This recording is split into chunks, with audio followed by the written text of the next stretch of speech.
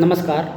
मैं जितेंद्र देव पांडे विद्यार्थी आज अंतर्राष्ट्रीय महिला दिवस के उपलक्ष्य में एक कविता के साथ, जिसका शीर्षक है तुमने उठाया माँ बहुत भार मेरा। लीजिए प्रस्तुत है। तुमने उठाया माँ बहुत भार मेरा, सहा इतना जो था बहुत ही अनसहा। पिए वो घूंट व्यथा के जो जहर से भी थे अधिक विषैले।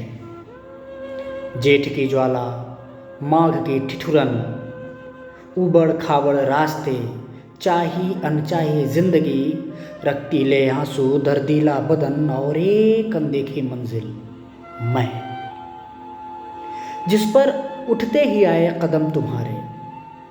एक दो दिन या प्रहर नहीं, बल्कि दिन ब दिन, महीना दर महीना, साल दर साल यह सिलसिला चलता ही आ रहा है आज तक। तुमने सुनी उनकी भी जो कहीं कमतर थे तुमसे। तुमने सहन किया उन्हें भी जो बस थे तुम्हारी एक फूंक के बराबर। तुमने उनकी भी मार खाई जो तुम्हारी अंगुली की प्रहार से भी तिलमिला उठते, पर तुमने पी लिया इन सारे विषयों को शिव बनकर। वह जो तुम्हारे गले में नीला रंग है ना माँ, मैं जानती हूँ यह कुदरती नहीं है। तुम्हारे गाल पर जो लकीरें हैं ये कोई श्रृंगार नहीं है तुम्हारा।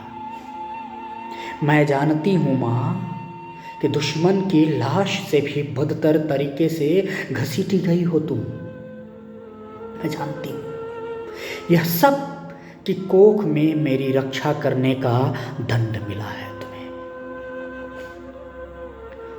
तुम चाहती थी खुद बनना, तुम चाहती थी जैसा जीना, वह न हो सका कभी, क्योंकि मूंछों और नाक ने तुम्हें बंदी कर लिया परंपराओं की जेल में।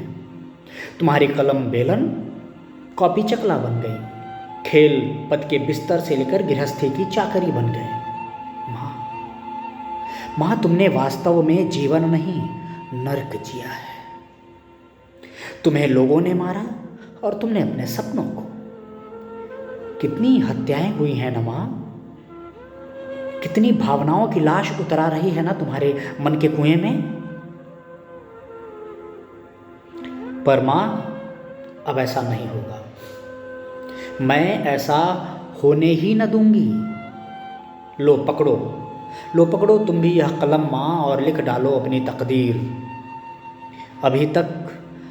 अभी तक मां देती थी अक्षर ज्ञान बेटियों को, आज एक बेटी करती है प्रण करने को शिक्षित अपनी माँ को, ताकि उसकी माँ को फिर न पीना पड़े वही कालकूट जिसे वह बचपन से पीती आई है।